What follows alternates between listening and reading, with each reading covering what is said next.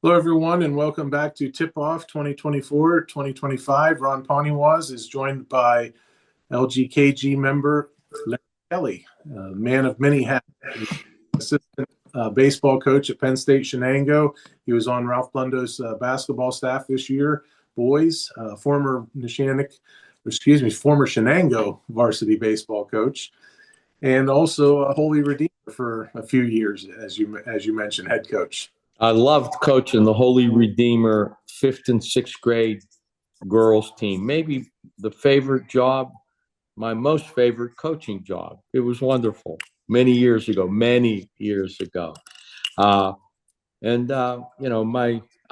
really been blessed because and pretty lucky because every team I've ever coached somewhere along the way has won a championship. So I'm a lucky guy. All right. Again, Larry Kelly is joining us via LGKG, the sponsor for us, and we appreciate that. This is Tip Off. It is the final show of the season. This will be a season recap. And before we get started too deep into it, we're going to have two segments. This will be a boys segment, and it'll be followed up by a girls segment. And if you watched us last week, we closed up shop on the Newcastle boys in the Red Hurricane Minute. And then we took care of the Union girls last time as they were Athlete of the Week for winning the WPIL championship. So we will not be discussing those two teams. And we have picked 4 teams for boys and 4 teams for girls that we're going to talk about. And first off, this is our boys segment. And we'll do these in alphabetical order. First off, Elwood City Lincoln, 15-12, Larry. And if I had told you after last year, Joseph Roth graduates, and he had however many points. 2,000, I think. It was really high. Yeah, you lose Joseph Roth to graduation. A yes or no question, are they making the playoffs next year? Well, no, I don't. There would have been long odds against them making the playoffs. But is it Coach Bradley down there? Yeah, Dan Bradley, yep. That coaches both football and baseball. The last guy that did that I could recall was Coach Mike Smangic from Aliquippa. Do you know how hard that is to be able to cover both sports? But this guy's a great coach because, wow, he has success both on the gridiron and on the basketball court. And it's not easy to coach both sports because I've said this so often. If you want to be a champion, it's 10 months a year. And I don't care what sport you're talking about. It's 10 months a year. And so he's obviously dedicated to his craft, and I'm sure he has some good assistants helping him out. But they've had a lot of success in recent years on the basketball court at Elwood City Lincoln High School.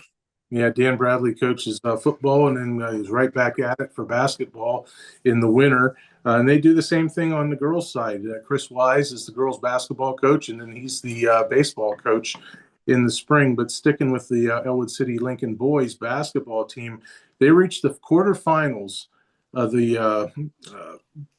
PIAA playoffs, the WPIL playoffs. So they had a pretty good run, and then they get to the state playoffs, and they have a really good shot in the first round of the state playoffs. They're playing Mercer. And Larry, I don't know, do you know anything about Mercer, their season this year? I do not, but I know that high school had a lot of basketball pedigree through the years. They entered the District 10 playoffs. Remember, District 10 is opt-in. So, and Mercer opted in.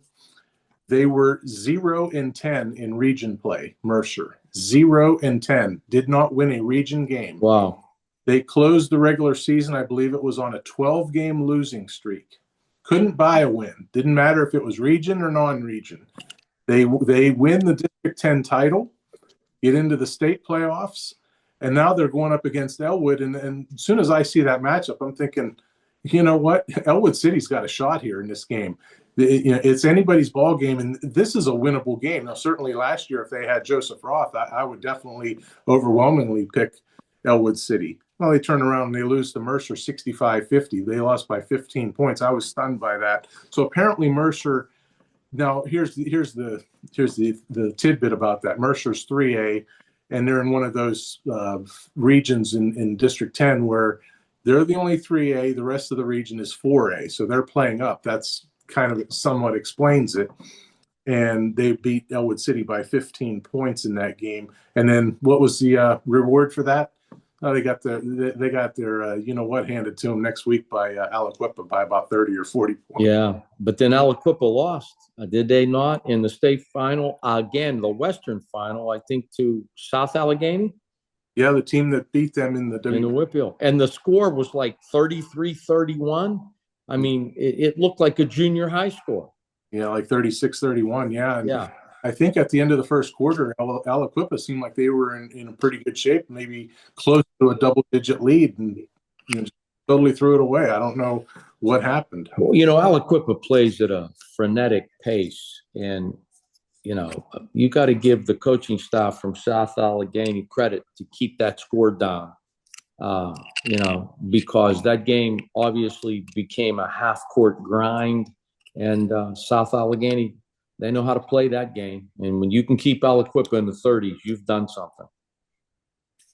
Aaron Lake led the Wolverines in scoring this year at 15.3 points a game. So if you were wondering going into the season, well, who's replacing Joseph Roth in terms of your point guy? Well, in terms of scoring, 15.3, that's pretty impressive. That's pretty good. In a high school game, that's 15. When you can average 15 a game, you're a player. Yep. Mohawk boys, 21-7. They lost in the WPIL semifinals to South Allegheny and Forest Hills in the second round of the PIAA playoffs, Larry. And this is Class 3A. So your thoughts on what you saw from Mohawk again, 21-7. Bobby Fadden, that's what I know. I watched that young man as an 8th grader. He's a special player. He's close to 2,000 points. Is he not, Ronnie, if he's not there already? 1,702. Yeah, the kid's just great. What a great athlete. And he may be as good a baseball player as he is a basketball player. He's a multi-sport athlete, kind of like the Rona boy, who's now at Youngstown State University. I've got a mental block. What was his first name? Jay Rona's son.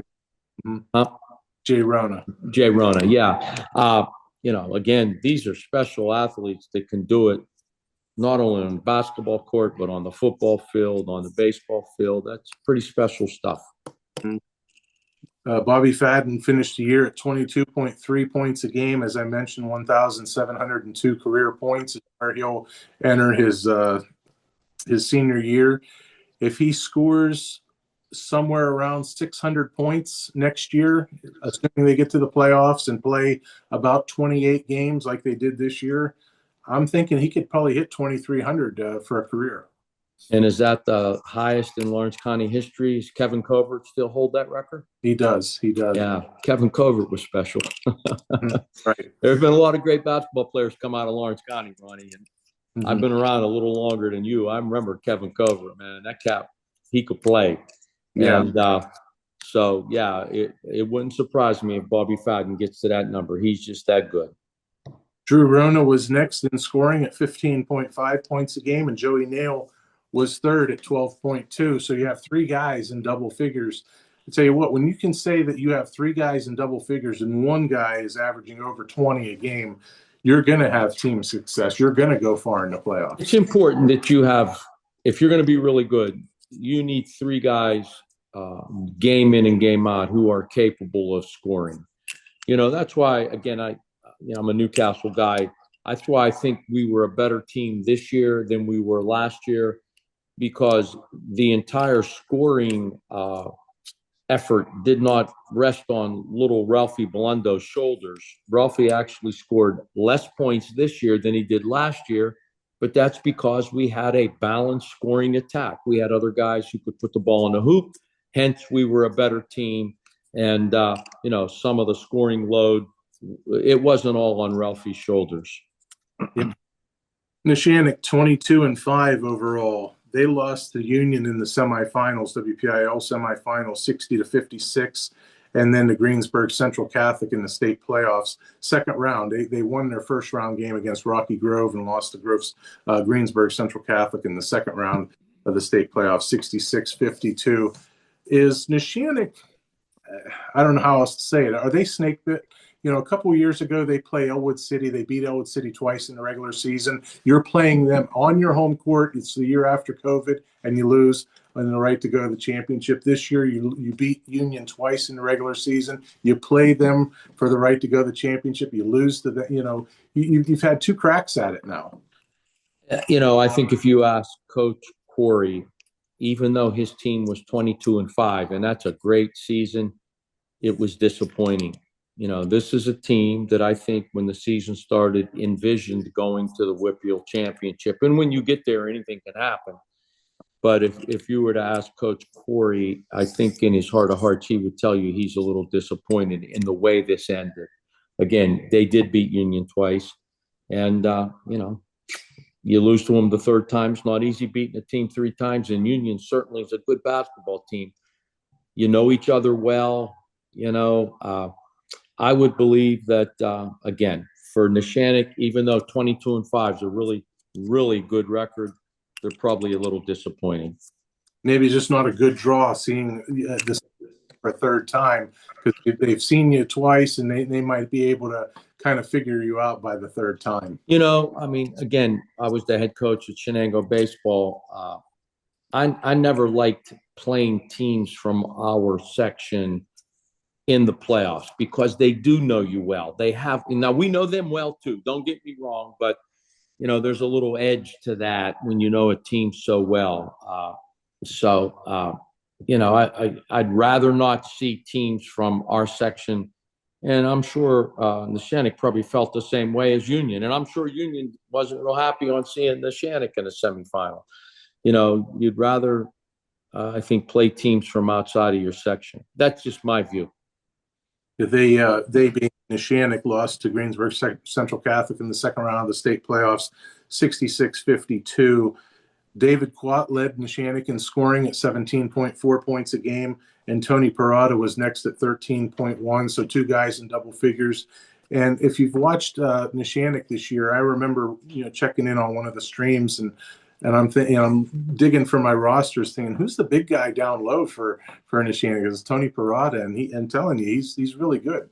Listen, David Quat's a basketball player through and through. I love Tony Parada. I watched him when he played junior high basketball. His dad's Lou Parada, who was an All-American offensive lineman at Westminster. And I love guys like Tony Parada. I just do. Tough as nails. If you were to ask him, he'd tell you, I'm not a basketball player. I'm a football player. And he's going to Duquesne to continue his football career. But he's one of those guys that's tough as nails, smart as a whip, got good hands and good feet. That's why he's such a good football player. Guys like Tony Parada can play on my team any day of the week, Ronnie. Any day of the week. I want Tony Parada on my team. That's also a sign that he likes putting on that red and white of the Neshannock Lancers and competing. Oh, absolutely. He's a tough kid. He's smart. He's tough. He's just one of those high school athletes that if you're going to win, you need guys like him on your team. Absolutely. And lastly, for the boys, we have the Union Scotties checking in at 20-8. They lost in the WPIL championship game to Jeanette, 63-39. To get there, they defeated number 1 Greensburg Central Catholic. That would be in the second round. They beat Greensburg in the second round, 44-42. Greensburg Central Catholic was number 1 in the district. Prior to that game, Union, which was number 8, they beat Fort Cherry in an 8-9 game. That pushed Union to the next round, and then they took down the top seed in Greensburg Central Catholic. And then they get to Neshannock, as we touched on in the previous team. They beat Neshannock 60-56 and avenged those 2 regular season losses. Are there any Stanleys left who are going to play basketball at Union High School? Not to my knowledge. Not to my. Man, there's been a Stanley there forever since their dad was playing. The coach, Mark, great athletes, great shooters, basketball players through and through. When you have one of those young men on your team, you got a chance to beat anybody, and I think that proved itself to be true this year. Yep. Lucas Stanley finished 24 points a game for Union, and he closed his career with 1,647 career points.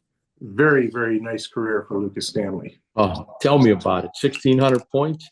I think I had 6 in my high school career. That's points total. So, guys that can put up 1,600, that's pretty special. Yes, sir. Yes, sir. All right. So those are our boys teams that we're going to talk about. Larry, any parting shots for the boys teams? Again, when we get to the Whitfield playoffs, I just think it becomes eminently clear the quality of basketball that we have in Lawrence County and the quality of the coaches, the quality of the players. Our teams make long runs. It isn't one and done with Lawrence County teams in high school basketball. Not around here. Hasn't been in a long time. And again, that's a tribute to the players, to the coaches, to the commitment that these players and these coaches put into their programs. Yeah, it's interesting that you say that, because one of my favorite stories to tell revolves around basketball. And my first year here was the 2001-2002 basketball season, as my first day on the job was September 3rd of 01. Naturally, a little over a week later was the 9/11 attacks. So it's easy for me to remember when I started. But the 01-02 basketball season was my first. And that season, Newcastle finished undefeated in the regular season and played Uniontown in the WPIL championship. And I remember that game well. Mark DeMonico. Yeah, I believe it was in the state semifinals as well. They played Uniontown. Yes. And leading into that game, I covered the game. Me and Joe Sager both covered. We double covered the Uniontown Newcastle boys game. And Kayleen Cubble was telling me all about it. She's priming me for the game coverage. And she said, this is really special. This doesn't happen every year. You're coming in here and you're getting to see something special, because teams don't go down and compete for a WPIL championship every year. Well, fast forward to now. You get to go, and you get to go, and you get to go. And, hey, come on down. You get to play. Everybody's playing for a WPIL championship. Well, it has happened in 20-some years. Well, again, it's the commitment of the players, of the coaches. It's just, look, you want to play basketball in Lawrence County, you better have 10 toes in the water, or you're not going to be on the team. You're not going to be part of that winning program. It is a commitment, and these young men and women in our community are willing to make that commitment. They certainly are. Does it have anything to do with going to 6 classes? And, this group of schools are now, in a different classification, and there's maybe less schools to go through in your classification than there was when it was 4? That's a good question. That might have a small part in it, but I don't think that's a major factor in why we are so successful in Lawrence County. Mm-hmm. I've watched it firsthand, Ronnie. I've watched it. I mean, these people, are committed.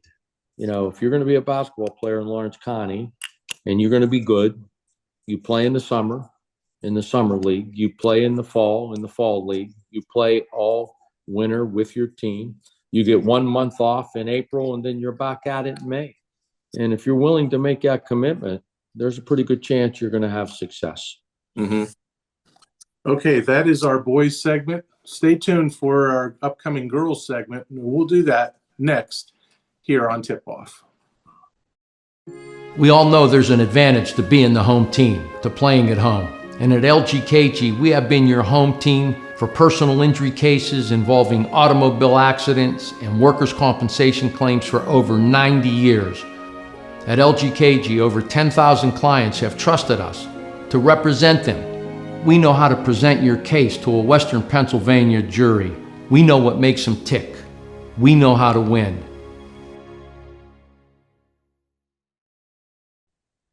Hey everybody, we're back here on Tip Off, and this will be our girls segment. And as I mentioned in the previous segment, we touched on the Union girls last week, as they were the WPIL champion this year in Class 1A, 3rd straight season. So we have 4 teams that we're going to talk about in alphabetical order. And let's start right off the bat with Elwood City Lincoln, going 15-11 this year. And this was kind of a Cinderella team. They win a game, and the next thing you know, it's like, okay, they won a game. then they win another game, and that was a surprise. And then next thing you know, they're in the WPIL semifinals, one win away from going to the Pete, which I don't think anybody had on their quote-unquote bingo card, Larry. No, Chris Wise does a great job. He's the varsity baseball coach, and I coached against Chris. Very cerebral young man, and I know he works really hard. But, Elwood City pulled a few upsets along the way in that Whitfield championship. They were probably double-digit underdogs in both of those Whitfield games that they won. Right. They lost in the semifinals to Shadyside Academy, which was the WPIL runner-up. And Shadyside Academy is in the PIAA championship game against Loyal Sauk Township. So that's how good Shadyside Academy was. There's no shame in losing to them in the WPIL semifinals. No, Shadyside Academy, they probably had a pretty good recruiting year. You can never get a pass. I looked again this year at the state finals, and again, I think they won 75% of the games by double-digit margins. So it's the same story every year.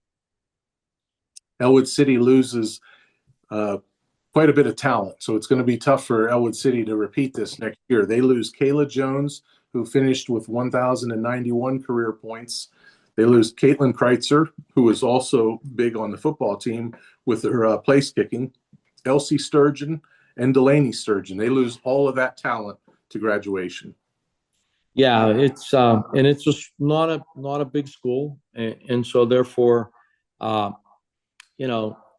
it's hard to just replenish every year. There may be a couple down years. Next year they may be playing underclassmen, and as I always would say, with rare exception, do freshmen and sophomores beat juniors and seniors in high school sports? Sure. Okay, Laurel, another surprise story. 10-16, not a great final record. This was the first season for Coach Ricky LaRocco, who came over from Shenango. Now, here's an interesting thing with Ricky, and we were talking about this the night that he got eliminated from contention of going to the state playoffs. He didn't have a whole lot of time between when he was hired as the head coach to the part where official practice opened in, what would it be, middle of November or whatever. So for him to get that team into the playoffs and then to win a game or two, that speaks volumes for what he was able to do. Well, it's something that to get a team into championship caliber mode, you need 10 months.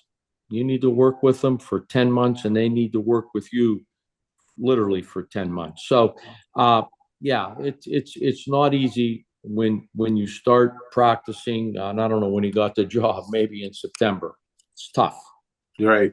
They made the WPIL Class 2A quarterfinals, and they lost in Neshannock. That would have been the third time that they lost in Neshannock. It seems like Neshannock just owns Laurel in girls competition, whether it's basketball or softball. Laurel just can't get past Neshannock no matter what they do. Well, Neshannock in women's basketball, I think, owns everybody, Ronnie. Right. What am I missing here? And you're talking about back-to-back state champs or three-time Whitfield champs, or maybe not back-to-back state champs.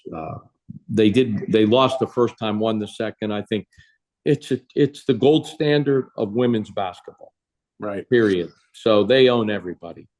And Laurel lost 2 consolation games, and that eliminated them completely from the state playoff. Ricky LaRocco is going to, his hands full next year. They lose Morgan Barker, Macy Swinar, Maylee Hill, Cheyenne Tyndall, and Jamie Weisenstein. They lose some talent there, Larry, in a team that was as well as they did, as far as they got, they were still 6 games below 500. Yeah. It's hard to replace talent year in and year out at small schools. It just is. You lose juniors and seniors, and all of a sudden you're playing with freshmen and sophomores, and it becomes pretty difficult. This used to be something that was important in high school and college. Now it's not so much important in college because you got kids deciding, yeah, I don't want to play at this school anymore. I want to go to this school and I want to go to that school and whatever. But in high school, it's still relative to high school, and that is getting that extra playing time or practice time. You know, they played a couple extra games, so it's got to be important to get like another week and a half, 2 weeks of practice time that other teams in their section did not get. It's got to be advantageous for that. Well, the more time you can spend with your team, as long as you're spending it correctly, as long as you're, teaching, using that time to teach, to develop your system, to develop your culture. Yeah, it's very beneficial. And Laurel, as much as I mentioned that they lose some talent, they have 7 freshmen on this year's roster, and a couple of them got some key playing time. Addie Yuri and Kylie Raperto. So those 2 girls are probably going to find their way into valuable minutes next year. Maybe a starting role. Who knows? That's going to be a young team, and maybe in a couple of years we're talking about Laurel as a team that gets to the state playoffs and does well in the WPIL playoffs. Yeah, I mean it's hard to win with freshmen and sophomores. It's really difficult. Very seldom do freshmen and sophomores beat juniors and seniors. I mean, if they do, you got something really special, but it doesn't happen. It doesn't happen often. Okay, now to that juggernaut known as Neshannock High School, 24. As Larry mentioned, they're very good. They have been very good for quite some time under Coach Luann Grabowski. They have 0 seniors this year, so whoever you see on their roster, bump them up a grade next year, and then we have no idea what they have in 8th grade coming up to 9th grade next year. It's just a machine, just reloading every year. And that's the standard line. They don't replace people, they reload. Well, yeah, and this team, they made a run all the way to the Whitfield Championship, lost Aliquippa. I'm sure they were disappointed. When Neshannock puts on the uniforms, they're playing to win championships. And yeah, as long as everybody stays healthy, they're going to be a juggernaut next year. Yep, that would be rebuild and reload, as I said, replace and reload. Well, it's kind of the same thing, but rebuild. They don't rebuild there; they just kind of reload. Yeah, well, again, I mean, Luann, you talk about 10 months a year. She coaches these young ladies during the AAU season. Then she coaches the junior high team in the fall. And then she coaches the varsity. So that's quite a commitment. And she expects those players to make the commitment. And it reminds me of a story that Ralph Belundo told. I tell it often, we had a really good player that played at Newcastle and played on my 9th grade team. And he was really, really good. But after the season was over, he did not participate in the summer or the fall league or workouts. So he goes to Coach Belundo like in the middle of November and says, "Hey, Coach, when's the first day of practice start?" And Ralph told him it started May 1st. You're 6 months behind. So, again, you want to win, you got to pay the price, Ronnie. It's funny. We mentioned how we weren't going to talk Newcastle basketball. You made a way to talk about it in boys and girls. Congratulations, Larry. I can't help it. It's just who I am. It runs in my veins. I've been part of that program since 2010, with the exception of 1 year, 2 years maybe. So I know it well. And my congratulations, speaking of Newcastle basketball, goes out to Jason Rankin, who is once again the women's coach. So I congratulate Jason. That's a good choice. He'll do a good job.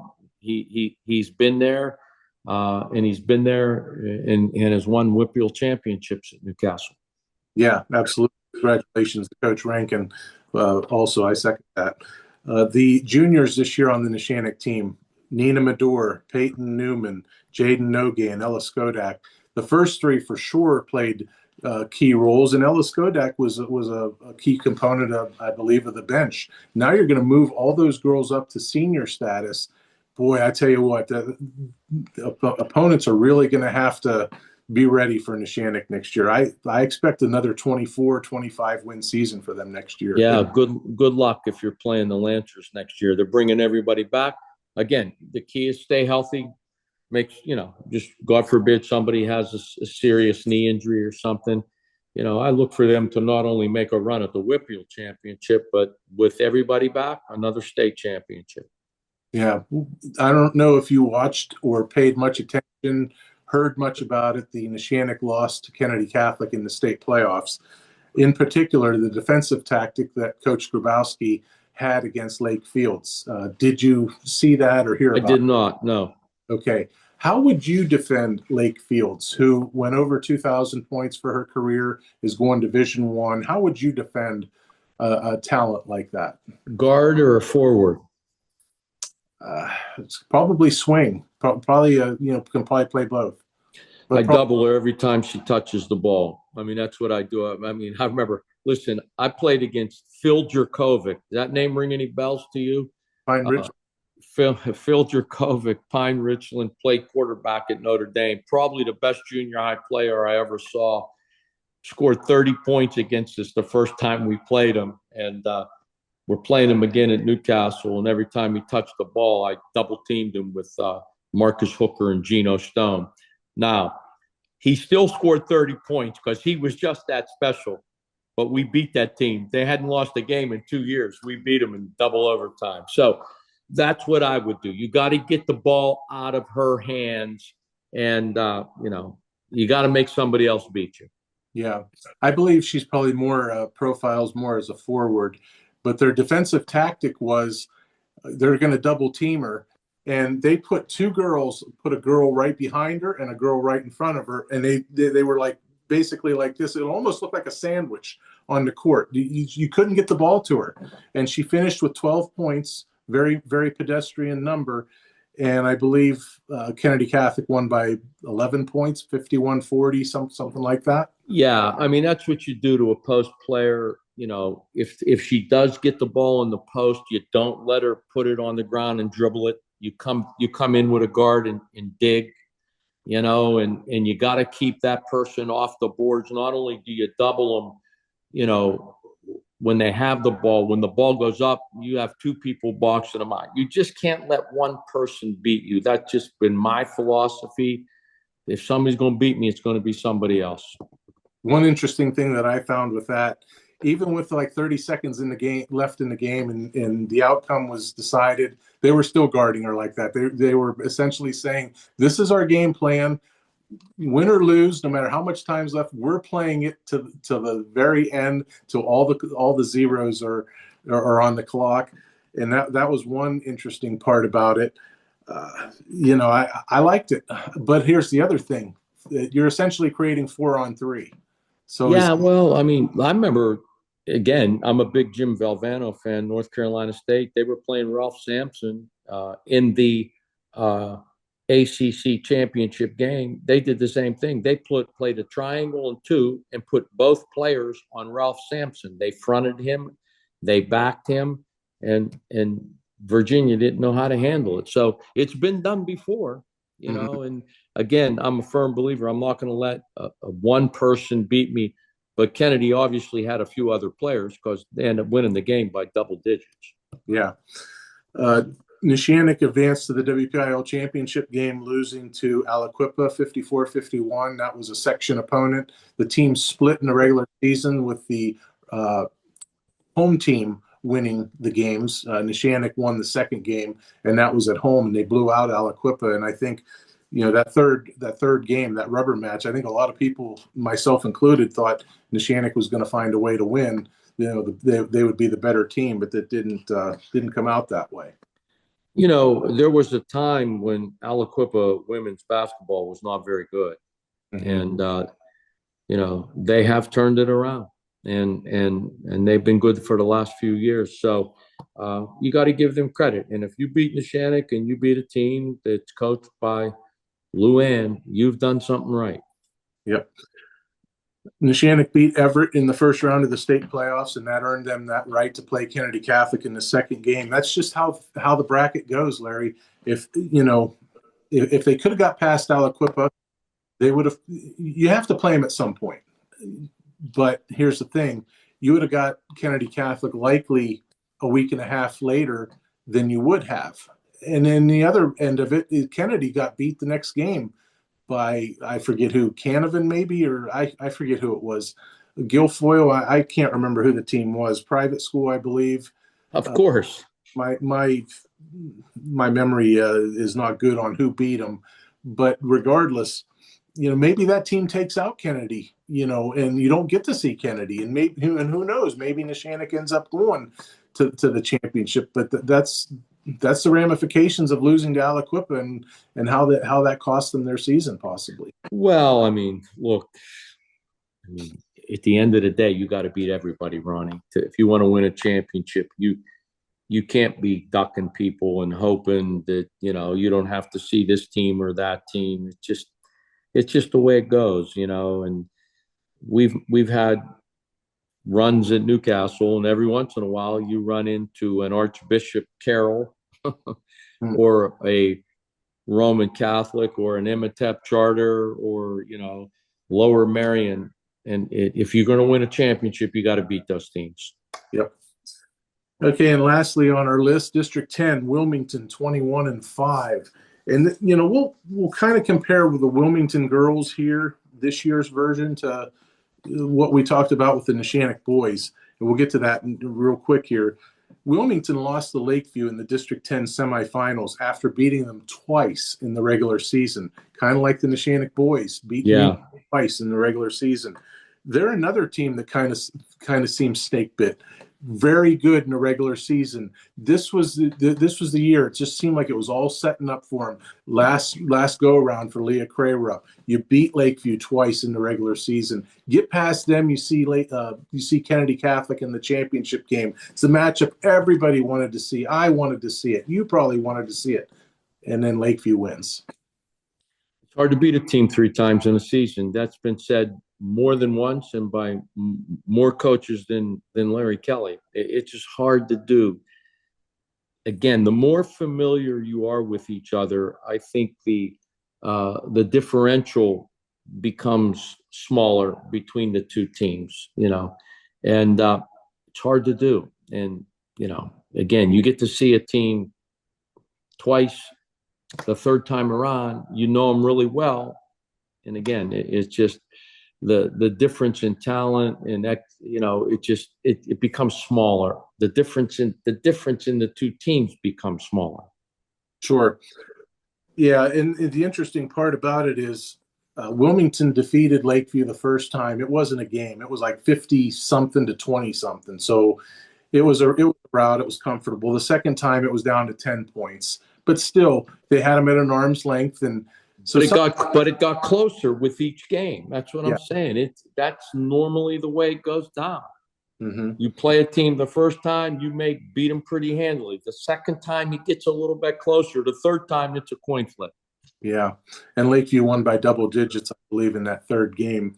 But Wilmington did advance to the state playoffs as District 10, I believe, had four participants advance to the state playoffs, and Wilmington lost to Penns Manor in the first round of the state playoffs. Here's why that's big, Larry. Wilmington loses Kara Brewer, Kara Deal, Leah Crayrup, and Ellery Fanko to graduation. In that mix, Leah Crayrup finishes her career, very decorated career, very talented career, 1,814. Ooh, that's a boatload of points. Yeah. That's hard to replicate. And again, you're probably going to have to do it with underclassmen, and that's really, really difficult to do. Yeah. Avery Harlan is back. Mike Jekovich's daughter, Maya Jekovich, is back. He's got another daughter, I believe, Aaliyah Jekovich, but Maya Jekovich is the older one. I think she's a junior. So is Avery Harlan, if my memory serves me. They have talent, but their resume isn't the 1,814. Oh no, you don't find those players. You don't find one of those players every year, Ronnie. When you can score 1,800, it's a feat to score 1,000. When you score 1,800, almost 2,000, you're special. There's something special about you, and it's hard to replace that. In just looking here, we were talking about, the private schools. I'm looking at the PIAA bracket. North Catholic girls, one of the perennial powers in Western PA. They got beat in the PIAA semifinal game by Lansdale Catholic, 54-16. Okay. Upper St. Clair, one of the best high school teams I saw in the last 5 years, give or take. With two kids inside 6'8", shoot the three. They got beat by Roman Catholic 56 or 59-46. So, that's what happens. These private schools, and they're the talent level, because they're able to do things that the public schools can't do, it's just different. Yep. Anything else, Larry, that you'd like to say before we close the girls segment? No, it's another great year of Lawrence County basketball. Congratulations to all the teams. I'm sure they're probably going to be off here for a month, but I guarantee you, if you go into any of these gyms in Lawrence County schools in May, you're going to hear the ball bouncing again. Guaranteed. They're committed. They're willing to work. They're willing to pay the price. And not everybody's willing to do that. Mm-hmm. Everybody wants to be a champion, Ronnie, but not everybody's willing to pay the price. We had a lot of successful basketball teams, both on the boys and girls side. I second what Larry said. Congratulations to all the teams around Lawrence County, boys and girls. 16 total teams comprise Lawrence County basketball, 8 boys teams, 8 girls teams. We had 13 teams make the district playoffs. Only Mohawk, Shenango, and Newcastle missed out on the postseason altogether. So it was a great season, Larry, and we expect a lot of good things next year. Yeah, absolutely. Can't wait to be back, Ronnie. God willing, I will. Yeah, I hope so, Larry. And we will end it this way before we go into a good guy, bad guy segment that we have coming up. I'd like to thank the law firm of Luxembourg, Garbett, Kelly & George, which Larry Kelly is a member of, for sponsoring us. Without that sponsorship, we wouldn't be able to bring this platform to you, both in football and basketball. So it's great to be able to talk what these young kids, boys and girls, are able to do in basketball or the young men around the county in football. Ronnie, I'm a fortunate, blessed man. I've been able to work in my hometown for 40 years as an attorney. And the reason I've been able to do that is that this community has been really, really good to Larry Kelly and his family and our law firm, Luxembourg, Garbett, Kelly & George. And this is a give back to the community. This is a way of us, for us to kind of give back to the community. I hear from a lot of people who watch this, grandmas and grandpas and mothers and fathers, they like to hear nice things being said about their children and grandchildren. And this platform gives us an opportunity to feature those young men and women, the coaches, their teams. And we're glad at LGKG that we're able to do this. And in addition to thanking the law firm of Luxembourg, Garbett, Kelly & George, I would like to thank Larry Kelly for joining us every week here. It's been a real joy to talk football and basketball with Larry, and he makes the time to sit down with us, and it's really appreciated. So, Larry, thank you again for joining us on both platforms. That's okay, Ronnie. The only thing that was a little disappointing this year is that you and I agreed with each other way too many times throughout the course of the football and basketball season. There's something going on here. Yeah. Shift in the galaxy, maybe, Larry. Maybe. Yeah. But now we may not agree because we're in good guy, bad guy sports. I know I'm the good guy. You're the bad guy. Let's get it started.